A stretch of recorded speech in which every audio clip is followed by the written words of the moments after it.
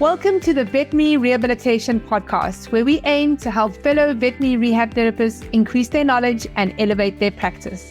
I'm Megan Kelly. And I'm Anae Lloyd. Together, we bring you the latest insights, research, and information in the field of veterinary rehabilitation. This podcast is brought to you by Onlinepethealth, a leading continuing education membership for veterinary rehabilitation therapists. With Onlinepethealth, you'll have access to a wide range of online resources to help you stay up to date with the latest techniques, advances, and trends in the industry. Our podcast features in-depth conversations with leading experts in veterinary rehabilitation. They share their own experiences and knowledge to help you improve your practice. Whether you're a seasoned pro or just starting out in the field, our goal is to provide you with the tools and the insights you need to succeed. So join us as we explore the exciting world of veterinary rehabilitation and help you take your practice to the next level. Hey vet rehabbers, many of you know that I have a passion for all things marketing, and social media marketing is one of them. So I was so excited when I saw that one of our veterinary colleagues had written a textbook specifically for the veterinary community on social media. So we decided to get the author, DeWilde, to do a training for us to prepare us for 2024. What's new and what we should be focusing on. We're also gifting the vet rehabber community 2 free webinars this month as it's our birthday month. And the webinars are the Grayston Technique. This is an evidence-based form of instrument-assisted soft tissue mobilization, and it basically utilizes a medical-grade stainless steel instrument which helps to amplify the feelings of palpation and basically expand the power of your hands as you work to identify any irregularities in the soft tissue. Our second webinar is sponsored by Canine Rehab Institute and lectured by their very own Cara Amsteds. And this one is a great refresher. It's radiology tips for veterinary rehabilitation therapists. So if you're an Onlinepethealth member, these extra bonus webinars will be added to the membership. If you're not, you can still get access to them, and you can sign up at onlinepethealth.com/gift. So over to some social media training with Caitlin. Hello everyone, my name is Dr. Caitlin DeWilde, and I'm excited to talk to you today about social media in 2024. I'm a veterinarian from St. Louis, Missouri, and I own a company called The Social DVM, and I work with veterinary professionals all day to try to help them figure out how to know which of the many things you could do, how do you get it all done, how do you make it actually work for your business. So we're going to condense that into a really quick little lecture here for you, but I want to make sure that we can give you some solid information to move your practices and your business, your social media forward as the 2024 is upon us. So let's dive in. The first thing I want to talk about is kind of what's in. And, for me, there's a constant new thing, hot new app, great new feature, and it's hard to keep track of all of those things. It's almost impossible, and this is basically what I do full time. So it's hard to know what of the things will work and what of them should you be doing, and should you get on the new platform or should you not. But I think it's much easier to make those decisions, and it's much easier to make quality content when we think about the why behind it. So the strategy behind our marketing. So the next few slides, I've got the tips on. If I were going to narrow it down to just a few, here's the things that are in. And you'll notice none of them are platform specific. So the first one is multimodal marketing. So just like you wouldn't treat a disease like arthritis with just throwing NSAIDs at it, you would talk about rehab and diet and all kinds of things, right? It's the same for marketing. So don't put all of your eggs in the Facebook basket. Number one, it is the most widely used platform, but it's not the only one. And many of the other platforms are catching up. Many people are leaving Facebook, and we don't own it. Social media is rented ground. So if Facebook goes under, something goes crazy with Facebook, you don't want to have built all of your audience only in that one platform. So, of course, there's other social media platforms like Instagram and TikTok and LinkedIn, and those are great. But there's also many other marketing avenues. Your website, your emails, your reminder. If you have an app, if you're using print media, like if you're sponsoring a local kids, soccer team, there's all kinds of things. I'm not saying you have to be on all of them. Pick one or 2 more than you're already doing and focus on that. Try to get your message out and build the audience in at least one other platform. The next thing that's in, and this is kind of a big one, is stories, reels, and videos. So stories are photos or videos generally under 15 seconds, and reels are longer form video. These are often vertically filmed. So traditionally, we've always been, holding the phone this way, but this way is how most people consume content, right? So it makes more sense to start filming in this orientation. Now your reels, depending on your platform, can go up to sometimes 60 minutes. I'm not advocating that you do that, but just getting comfortable with posting a story and posting a video will really increase your engagement. All of the platforms, Facebook, Instagram, TikTok, you basically have to do video. All of them give preferential treatment and a boost in the algorithm if you're using stories and reels, in addition to, say, a Facebook traditional post or an Instagram traditional post. So you can take your posts and share them to your stories. You can just capture quick little videos. You can do that with stories and save them to highlight on Instagram. The point I want to make is there's lots of different ways you can do that. 2 things. I like to think of stories as quick updates for existing followers. And those are quick and easy. They're usually gone within 24 hours unless you highlight them. And they're great ways to get algorithm preferred content and update your existing follower base. Reels are longer form content, and they often are great to attract new followers. So think of it that way. The second tip I want to make is just because you're filming or you're posting a video on Instagram doesn't mean you can't take that same content and post it on Facebook and TikTok or one of those. So remember that there's no law that says you can't put it all of the platforms. So if I'm filming a video, it's going to go on at least 2 of them because I want it to go farther. So keep that in mind when you're posting content. The other what's in, and this has always been what's in, but it's one I continue to see a lot of veterinary professionals ignore, is call to actions.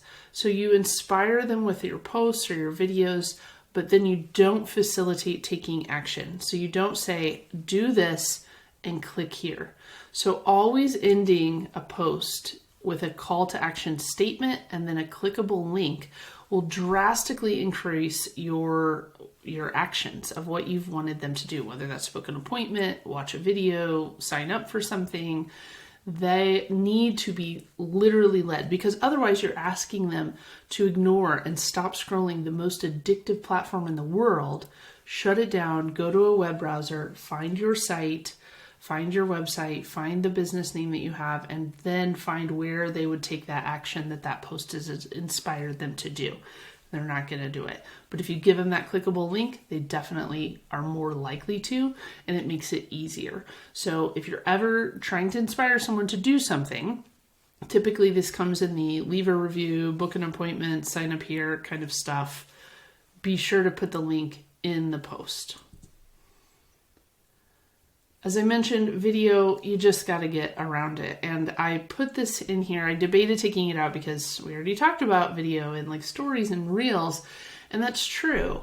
But remember that even if you're using Facebook or LinkedIn, any of the platforms, video is preferred by the algorithm. More people will watch the content if you have it in a video form than a text form.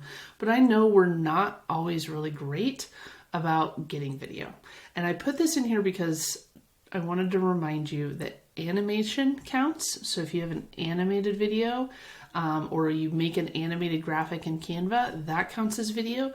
And also another reminder is to just film your patients. So if you're doing exercises or demonstrating something, you probably have these videos. Use them. And then you don't have to be in them if you don't want to. But get over your fears of doing it and make sure you're putting video content on your feeds.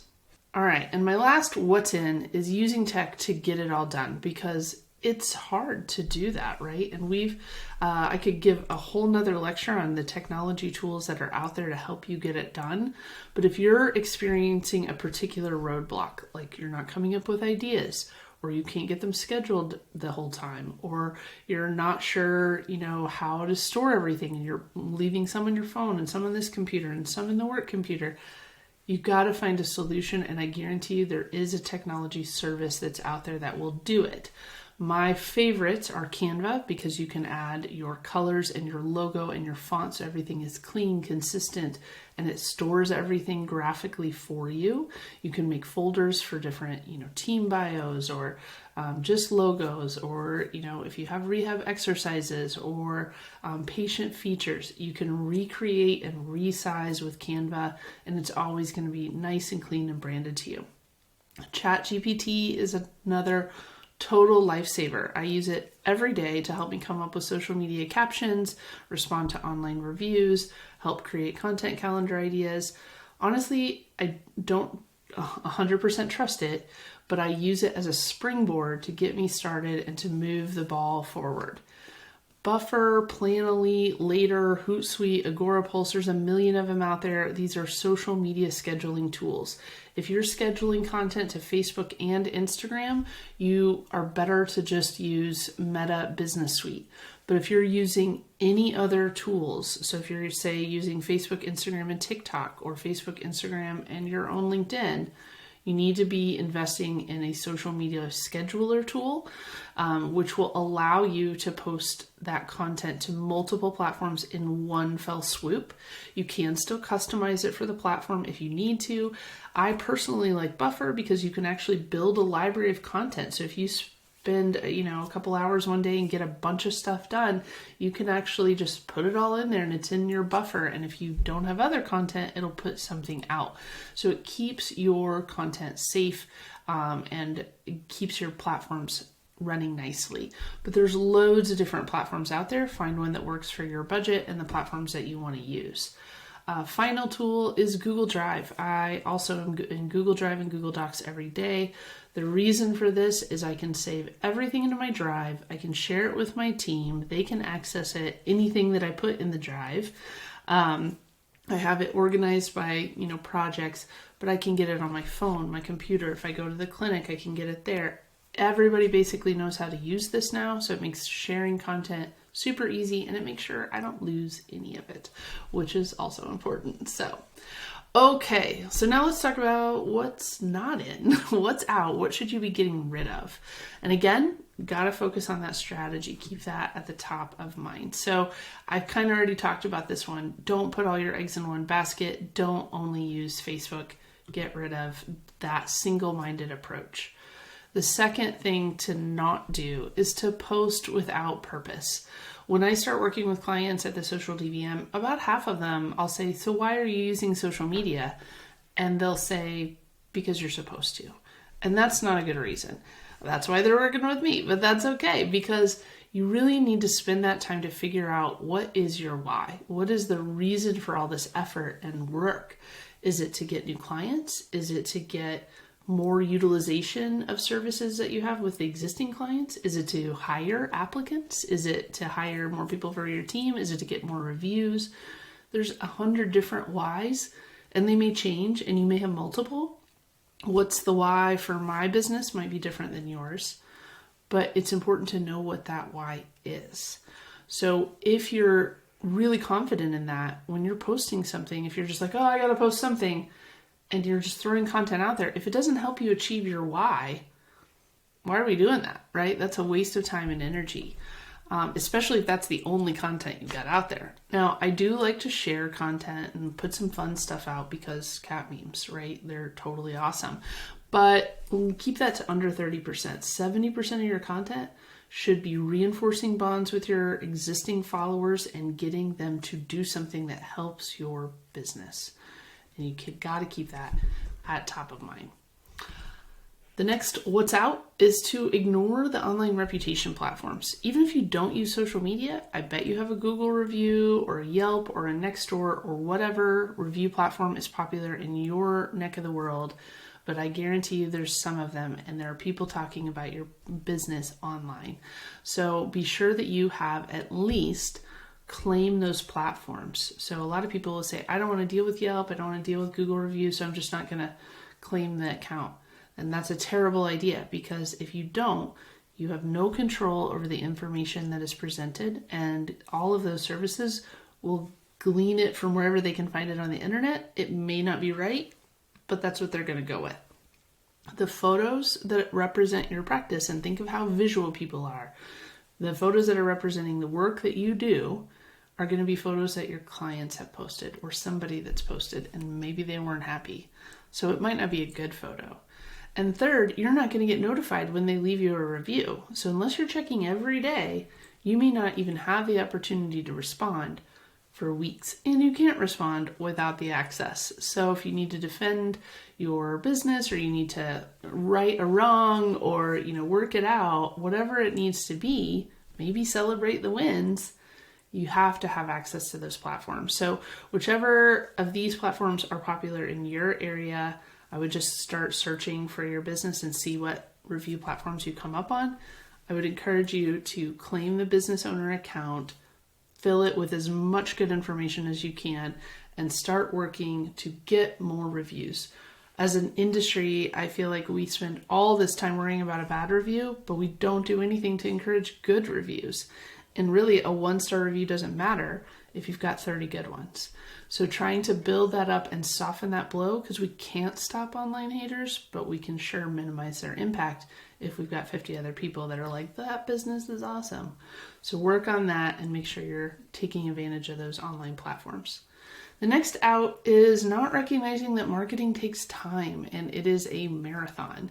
So this is something that I feel really passionate about. Most veterinary traditional practices, but even for people like that are in the vet rehab community, you guys are often doing this as a singlepreneur, smallopreneur. I actually think eventually this will be a full-time job for someone in a practice especially, but even maybe a part-time person, because by the time you're dealing with all the digital communications from email, social media messages, online reviews, if you have reminders or things that come in through a software for your practice, that takes enough time. But then just making sure that you're marketing, especially if you're in an area of competition, you need to have daily content sometimes to beat that. I'm not saying you have to, but that may be what it comes to. And for some of us, that's not doable, and that's okay. But we're going to have to continually move forward. So getting better, faster with our marketing efforts. Right now, it takes some time. So if you can invest in learning, I think that's totally worth it.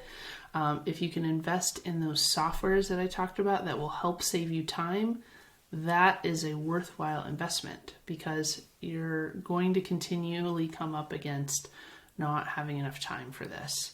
So I don't think it's possible for anyone in the veterinary business to not have marketing. I don't know anyone who's truly succeeding and super happy by just word of mouth. There's, people that are doing it, but I don't think they're fully booked. And I don't think that they are, having the right kind of clinic or client come to them. And that's where marketing pays off, because it's not just about getting any patient booked. It's about getting the right patients with the right kind of owners for your particular business. Those are the people you want to work with that make your job fun, right? So I do think that marketing takes time and it takes effort. So invest those things when you can. All right, the next thing that I want to talk about is deciding what's right. We've talked about a lot of kind of different ideas, and how to decide what's right might seem like a daunting task, because you can't do it all, and you may just be on your own or have a small team, and it's just not possible for you to post daily content and daily videos and stories and posts and email marketing and all the things. And I get that, and that's okay. It's not right for my business either. So how do you decide what to move forward with? So the first thing I want you to do is to think about checking in with the people that matter. Just like I talked about finding the right patients with the right clients or the right clinics you want to work with. Who are the people that bring you joy, that you like working with, that you want to help, that you want to support, that don't make the work feel heavy? And those are the people you want to ask. And we'll talk about what to ask them. I've already talked about techie tools to overcome various obstacles. You got to go for those.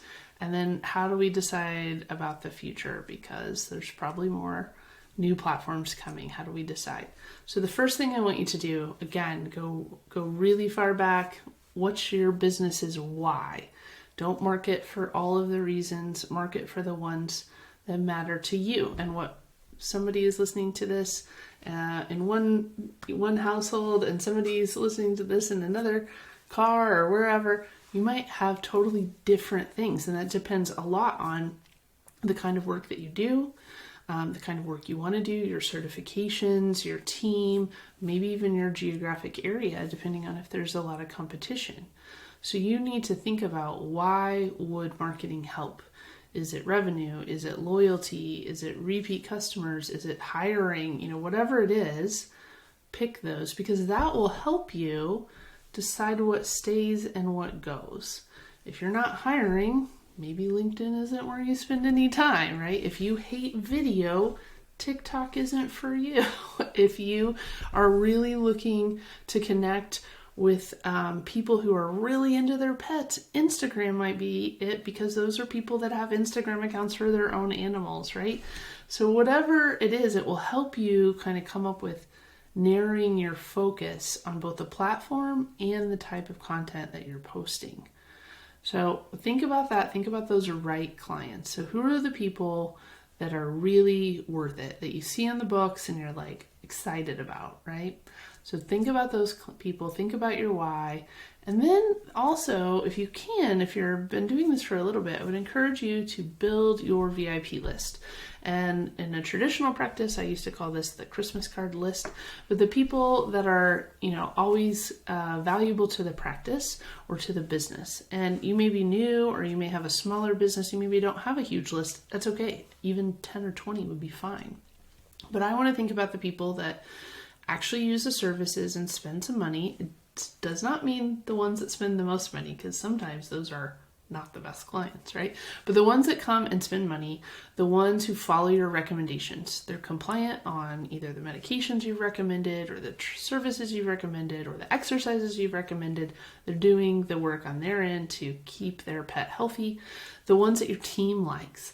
Sometimes the people that are my team's favorite are not even in the top money list at all, or they only come in once a year, but they're the team favorites because they're treated with respect and dignity. And then I like to think about the people who have gone out and of their own goodwill have left us online reviews. So if you've got a couple people that have left a 5-star review with not asking or not encouraging in any way, those are people who are already trying to support your business. So put those people together. Now you have a VIP list. Let's ask them, what do they want to see? Because I know, like, and trust these people. I want to do more business with them. So if I'm thinking about what kind of content or what platforms to use, I want to know what they want. If they're all on TikTok, then I guess I better get on TikTok. If they're all using Facebook, I better focus there. If they want to see more patient photos or success stories, let's do that. If they are like, no, I want more helpful info and how-tos, then focus making your content on that. That really helps you decide what to spend time on. I have a whole article about this in today's veterinary business that you can get. I also have a form. I'm happy to send it to you as a jot form that you can copy and tailor it to your specific business.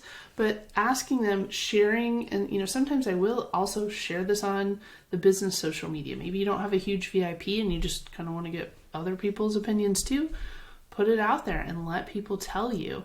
We do this with clinics all around the world. I've probably done about 120 of these. It's different at almost every practice, every business that we work with. So people are different, right? And that's important. I would also encourage you, if you have a team, to survey them, because as veterinarians, sometimes we are not the people who get the first line questions, right? They might be getting questions from the people that answer the phone.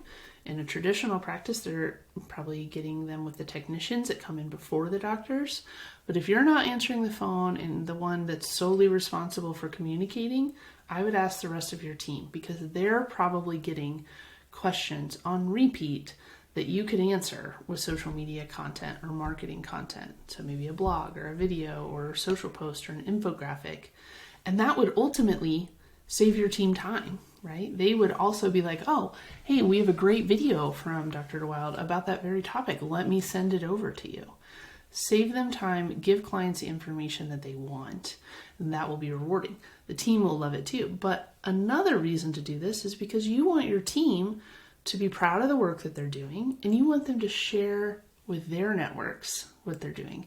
When you get them to buy in and engage and share your social media content, they're broadening that reach, especially if you're looking to hire.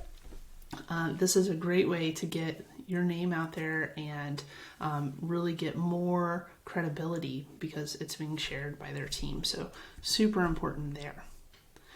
Here's an example of the survey that we often will send, like, where do you follow us, or where would you like to see our content? Which of these do you want to see? I also always include an open-ended question. Tell us more about what you'd love to see from us, because sometimes it might not even be on this list. So now you know, hopefully, why you want to market, what clients are your favorites and bring your practice and your business joy, what channels and content you should focus on, and what channels and content your team wants to focus on. And I know you guys are a bunch of rehab professionals, so I'm sorry for a surgical reference. I don't do surgery anymore either, and I am very happy about that. But it is time to debride and freshen. So don't be afraid to cut the stuff that's not working or that is not bringing you enjoyment, revenue, things that help you get to your why. It is okay to not have Facebook or to not do email marketing. It is okay to not have a website if you want, but I assume you're all in on a different avenue, right? So get the stuff that doesn't work and get rid of it. And that's totally okay. And then clean up the rest. So if you've got pages that haven't been refreshed in a long time, time to freshen them up a little bit. And then what about tomorrow? Because a lot of people will come to us, should I be on TikTok? Or what about LinkedIn? What about Twitter or X? Like, do I need to be doing that? And my advice is to be smart about it, but don't dive in. So I do a few things. So the client referral, if you're not asking your clients how they heard about you, I would really encourage you to do that and to actually track, whether that's in a software or it's a tally mark on a legal pad. And I've done both, but ask them where they're finding you. Give them specific choices to circle or check mark. So my practice, which is traditional, but my practice will say, how did you hear about us?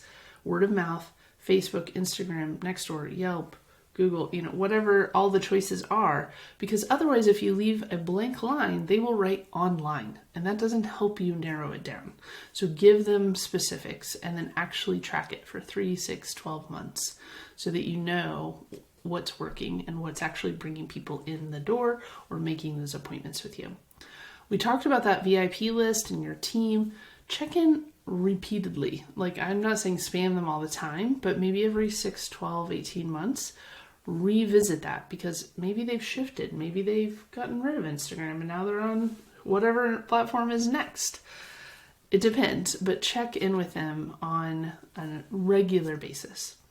Claiming emerging platforms is also a good idea. So what I mean by this is, if you are not ready to be on TikTok, you don't want to be on Twitter, you don't want to be on Snapchat, you don't want to be on Pinterest, totally get it. Claim them, because then, number one, you have reserved the handle that will hopefully match all of your other channels. So my website, my Facebook, my LinkedIn, my Instagram, my TikTok, my Twitter, everything is at The Social DVM. It makes people finding us a lot more streamlined. You want to have that same username across the board. 2, I want, if someone wants to connect with me on Twitter, I want them to look us up, see that we have information about us, and redirect them to a platform we actually use. So for instance, my own veterinary practice, we have a Twitter account, and there's a pin post at the top that says, "We're busy taking care of our patients. If you'd like to see the most up-to-date content, please visit our website or follow us on Instagram." That way, it's short and sweet. If they need information and they wanted it, I want to give it to them, but they got to come over here, right? And that's okay. And the third reason is my competitors can't take it. I would be really ticked if my local, like a clinic, tried to take my username or tried to claim a certain handle that I wanted, or even a disgruntled employee or client. I don't want that up there for us to be able to be, kind of taken advantage of in any way. So claiming it gives me the access. It takes about 5-10 minutes. I never have to touch it again, unless later I want to use it. It happened with Instagram about 7 years ago. I was like, nobody needs this. Here we are. When you can, keep up on trends as your time allows. I know you guys are working with a million things, so trying to kind of maybe quarterly or bi-yearly, twice a year, trying to check in. And there's a lot of people in the veterinary marketing space, myself included, that publish a ton of content, lots of tips, will have new information. Conferences always have something about marketing. So just trying to stay on top of it when you can, because I get it. You can't stay on top of it. As I mentioned, it's hard for me to stay on top of it, and this is what I do all day, because it is a rapidly changing environment. So do your best. Try to check in a couple times a year and see what's really important. So your to-dos, if you need some homework, I want you to really spend some time and identify your why, figure out who are the clients that you want to market to, build that VIP list, and talk to them. Survey those VIPs, survey all of your followers if you're not getting enough information to make a decision, survey your team. Try to get more videos, stories, reels out there, and then prepare for tomorrow when you can. Claim those emerging platforms, even if you don't want to use them, and redirect to platforms you are using, but that way you've got them ready to go should the time come. If you guys have any questions, I am happy to answer them anytime. You can find me on any of the social channels at the Social DVM. Here's my email. You can scan this to get on my newsletter list for tutorials and fun things like that. But I'd love to help you, and thank you again for having me. Take care. If you enjoyed this podcast, please hit the subscribe button so you get notified every time I load a new podcast. I'm here every week talking to vet rehab therapists from all over the world about all things vet rehab. Don't forget to bookmark the next Vet Rehab Summit on Saturday, the 31st of August, 2024. Come and be a part of the world's largest online veterinary rehabilitation conference created specifically for you, the vet rehabber community. Onlinepethealth members get VIP complimentary access to the Vet Rehab Summit. For more information about continuing education for vet rehabbers, you can go to onlinepethealth.com.